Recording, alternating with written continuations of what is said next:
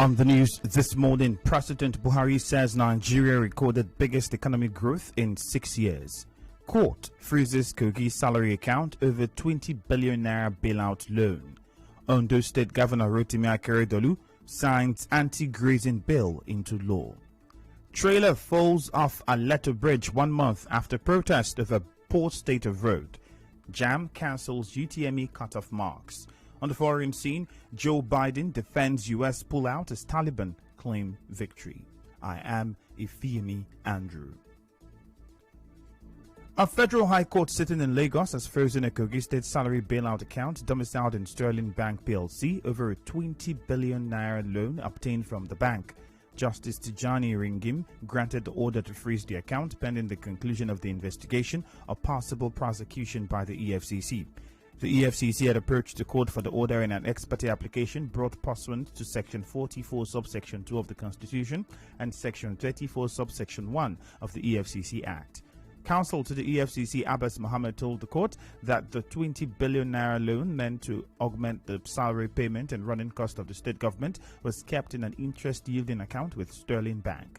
He added that instead of using the money for the purpose it was meant, Sterling Bank PLC, acting on the instruction of the Kogi State government, transferred the money from the loan account and placed same in a fixed deposit account. He concluded by saying that Sterling Bank PLC is yet to present any credible evidence to show that the facility is well secured. In his ruling granting the application, Justice Ringim directed the EFCC to publish the court order in a national newspaper.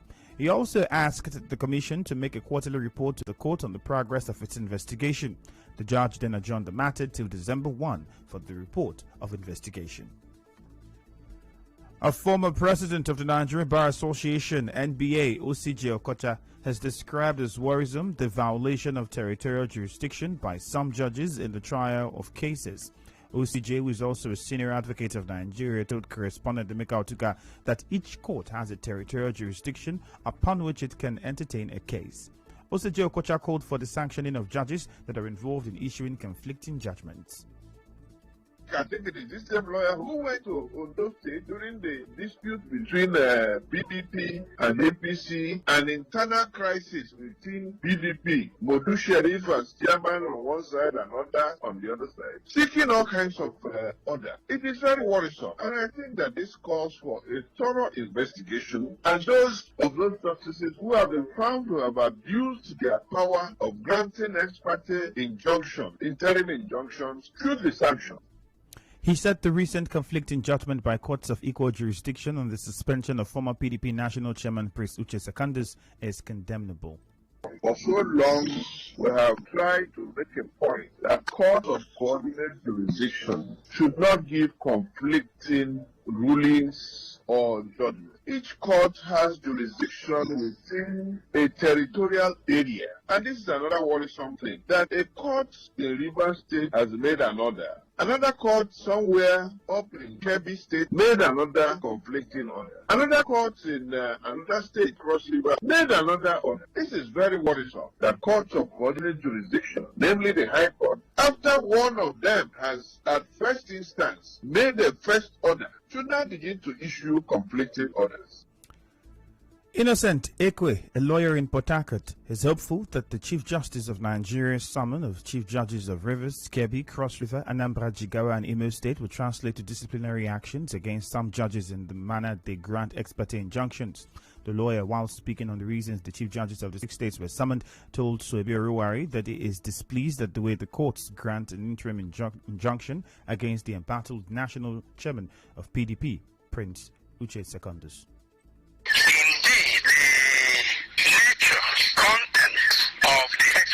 Orders. In my view, and with due respect, we are very, very overreaching as our next party. So I support the move of the CJN and the National Judicial Council in order to restore sanity, order, discipline, and compliance with the ethics and the procedure that is known to all of us, both members of the bench and the bar. Dr. Innocent Ekwe also faulted the restraining order issued by the Rivers and Cross Rivers courts in the matter. Rivers State High Court. I've also read the one from Kepi. I've also read the one from Cross River State. The one from River State and the one from Cross River State, with due respect and in my view, we are very overreaching because it tends to determine substantive issues that ought not to be determined until the substantive case has been heard. It attempted to reach decision and make pronouncements on matters that can only be decided after the substantive case has been heard. And therefore, it was very overreaching and ought not to have been so. The Association of Local Governments of Nigeria, ALGAN River State Chapter, says INEC has improved on the ongoing continuous registration exercise in the state 7 days after they protested to its office in Port Harcourt. Chairman of ALGAN, Allwell Ihunda, made this known while speaking on the reason the organization reviewed the 7 days ultimatum given to the Commission to upgrade its servers in order to capture more eligible voters in the state. There is serious collaboration. The improvement that we have seen, we have decided to allow them to continue with the exercise. But we still want to urge them to ensure that whatever that they need to put in place in ensuring that the servers work at least 8 hours in a day, that is done. So that's our position. Mr. Allwell Ihunda, who is also the chairman of Port Harcourt City Local Government, explained what the council chairmen are doing in partnership with INEC to ensure a hitch-free voters registration exercise in River State. 1 month after hundreds of youths from the 4 Ogoni councils in River State protested over the poor state of the LMA axis of the East-West Road, some stakeholders say the road reconstruction process is slow. This is after a trailer fell off the Aleto Bridge while climbing the over 40-year-old bridge this week. It's not clear if there were any casualties. Likara Lezogia from Kana local government area tells correspondent Choma Ezewanfo that such accidents can be avoided with an increase in the pace of work on the road. Now, as we speak, nothing is going on. All the equipment they brought, they are just there. We never saw some of them. And as I speak, nothing is really going on that road. That bridge has been there for over 40 years, and we've been complaining and complaining. Nothing has happened. Legbosi Yamabana also spoke to our correspondent on the LMA axis of the East-West Road. We are still trying to be humans, to follow up these people to see how truthful they are with their words. And that is why we have called on them to immediately go and level the bad spots so that this trailer carrying goods from the ports can also sail smoothly while they are leaving and going back and coming in. We believe within a short time they are going to adhere to that advice from our discussion with them thus far. Mr. Yamabana, however, informed that those behind the road construction work have promised to begin full work next week. The working visit we paid to the project manager of the company handling the road, Renon Construction Company. The project manager told us that what is holding them as at today is because they are carrying on preliminaries leading to the actual job, which includes soil tests and some other civil engineering procedures. However, we are not very satisfied that now the road is still what it was, and the rains are already coming very easily, and our people are still suffering. We have told them specifically that something has to be done as soon as possible, but they assured us that in September they are going to commence the actual work on the road. Recall that last month, 7 days protest was suspended after the Minister of Niger Delta Affairs, Godswill Akpabio, intervened. In another development, the youth leaders of Igbo Ichie said the peaceful protest on the bad portion of Igbo Ichie Eleme Junction and Chokota Umwebule roads have been postponed to September 30. A statement from the executive president at Degelem Big Brothers, Onyeche Chinwendu Frank, PhD, Ime youth leader St. Christian Onwanguma, Umwebule youth leader Prince Tony Anele, Chokota youth leader Felix Onwankwo, Ikwerongwo youth leader Ifeanyi Iwezo, and Umwakuru youth leader Tochi Monday said the decision was taken after careful consultation and extension deliberation with relevant stakeholders of the 6 communities that make up Igbo Ichie. The statement also said that if government at all levels fail to repair the roads after the expiration of the new date, the youths will be left with no option but to block the road. Recall that the youth leaders of Igbo Ichie had threatened to block the road at the end of August if the bad part of the Igbo Ichie Eleme Junction and Chokota Umwebule roads are not fixed. Still ahead, President Buhari says Nigeria recorded biggest economic growth in 6 years. Stay tuned.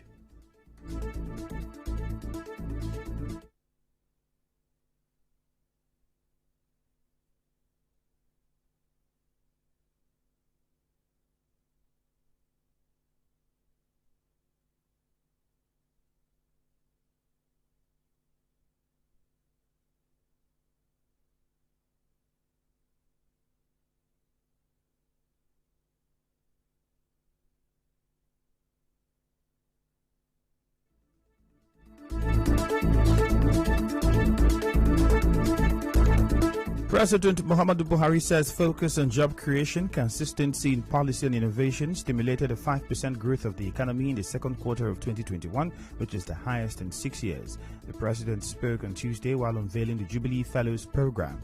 The program, a federal government initiative in partnership with the United Nations Development Program UNDP, aims to place 20,000 skilled young Nigerian graduates under the age of 30 into jobs in private and public sector organizations around the country.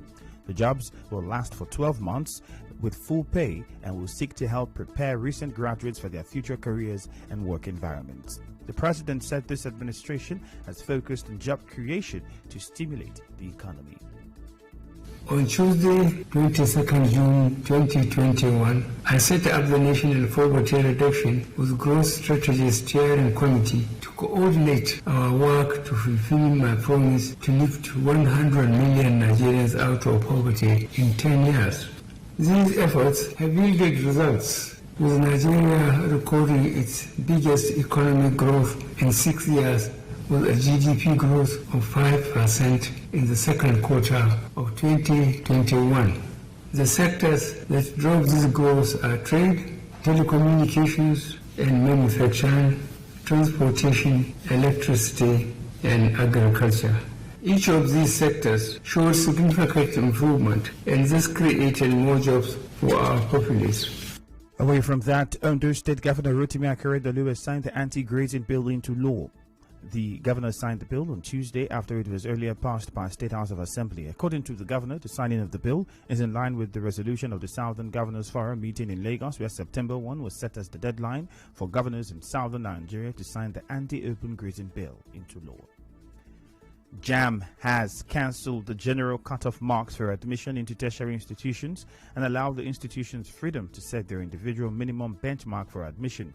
The board took the decision on Tuesday at the 2021 policy meeting, which was held virtually.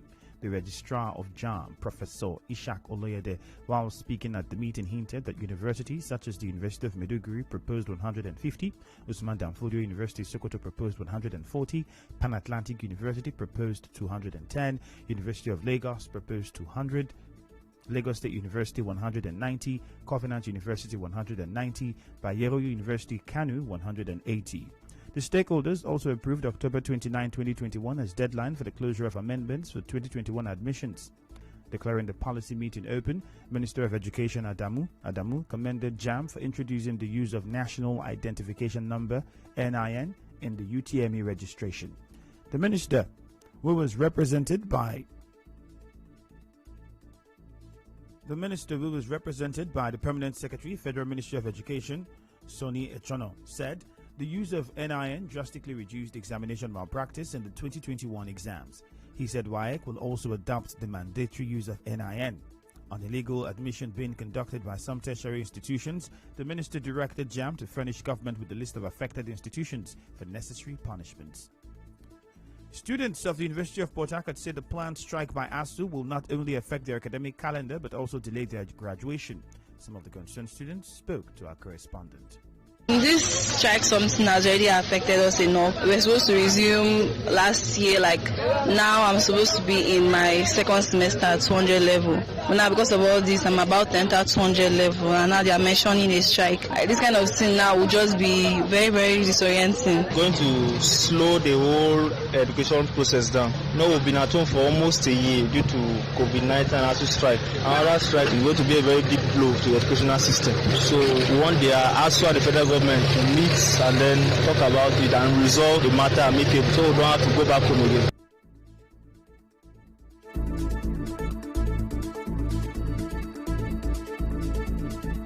Businesses within the University of Port Harcourt are also worried over the planned strike by ASUU. Some of the business owners spoke on the effect it would have on their business.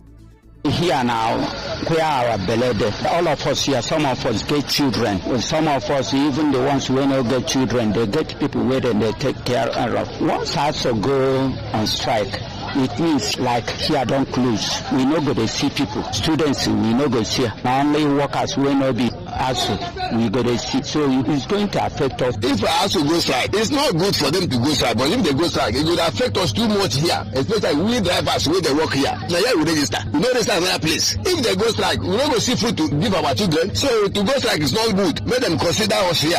As you may know, the chairman of ASU Uniport chapter, Uzoma Darlington, said the union will embark on another strike from today if the federal government fails to implement the agreement it reached with the union.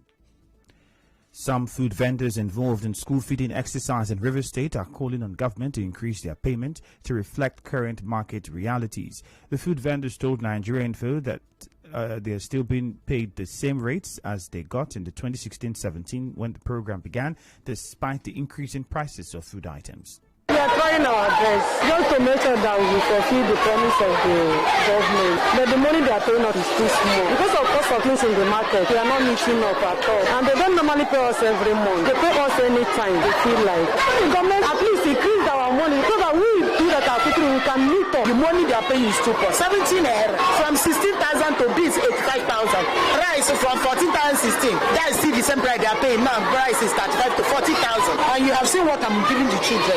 Is it a food of 17 naira? No, but I have to do it as a mother. So we are begging the government to help us. And if they are feeding, if they want to actually prevent poverty, let them feed the whole children in a primary school. You cannot feed some and leave some. Our correspondent visited some public primary schools in Nubiak local government area where pupils were seen in queues waiting to get food. The National Primary Healthcare Development Agency, NPHCDA, says government can apply basic rule of law against people who are not vaccinated as their action puts others in danger. Executive Director, NPHCDA, Dr. Faisal Shuaibu, said this at a media briefing on COVID-19 Phase 2 vaccination rollout exercise on Tuesday in Abuja. He said the exercise has commenced in 35 states, including the FCT. The Rivers State Primary Healthcare Management Board says it has received the AstraZeneca vaccine and deployed them to all the vaccination sites. In a statement, the board said it's for those who had AstraZeneca vaccine for their first dose only. The statement said vaccination with the Moderna vaccine is still ongoing at designated sites. It said those who have not received any vaccination are to take the Moderna vaccine. Meanwhile, a federal high court in Port Harcourt has stopped the Edo State Governor Godwin Obaseki from enforcing the order which makes it compulsory for Edo residents to take the COVID-19 vaccines or not be allowed to gain access to worship centers, banks and other public places in the state. Justice Adamu Turaki Mohammed said Governor Obaseki should maintain status quo. In business, occupants of the Oginigba Slaughter Market Trans-Amadi Industrial Layout have appealed to Governor Nyesom Wike to extend the deadline given to them to vacate the market. The River State Executive Council at a meeting in early August directed an end to all trading activities at the market and said it has approved the building of a new abattoir in Ngoshimini, Rumeme. The council then gave all occupants until August 31 to leave.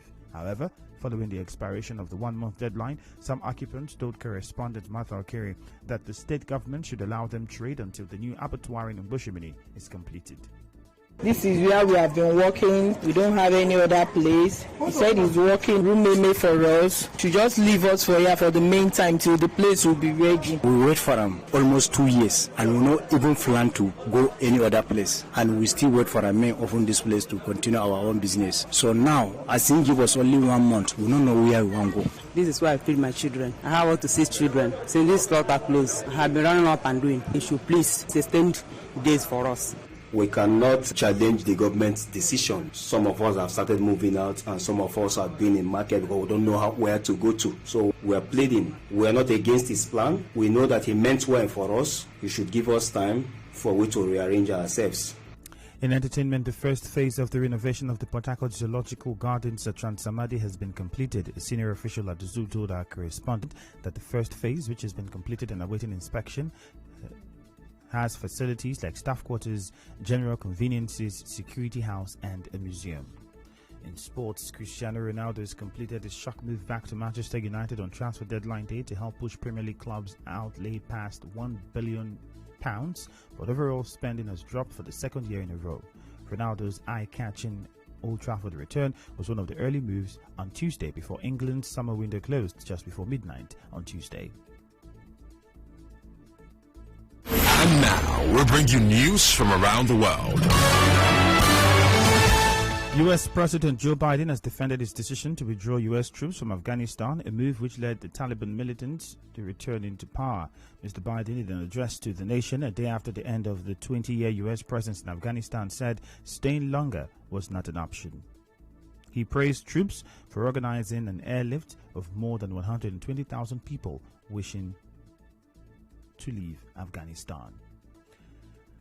On the news this morning, you heard that President Buhari has said Nigeria recorded biggest economic growth in 6 years. A court has frozen a Kogi salary account over a 20 billion naira bailout loan. We also told you that the Ondo State Governor Rotimi Akeredolu has signed the anti-open grazing bill into law. Work is yet to resume on the Onne-Eleme Road. On the foreign scene, U.S. President Joe Biden has defended U.S. pullout as Taliban claim victory. The news is edited by Enoho Ogbevere. Contact our newsroom on 0818-900-0017. For more stories, visit our website, www.nigeriainfo.fm. Light showers in Port Harcourt this morning. My name is Ifeemi Andrew. Thank you for listening.